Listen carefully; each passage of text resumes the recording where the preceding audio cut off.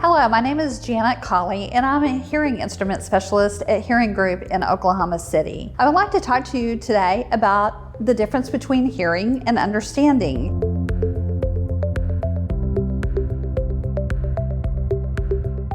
There are really two parts to hearing.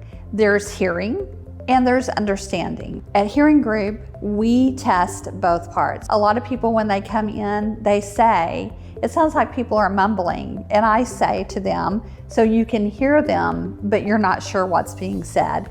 And they say, yes, that's exactly right. It sounds like people are mumbling. I'm hearing it, but I'm not getting the words right. Or I have to turn the TV louder and louder and louder to understand the words. That is what we call word recognition. The longer we go without hearing, our ability to understand begins to diminish.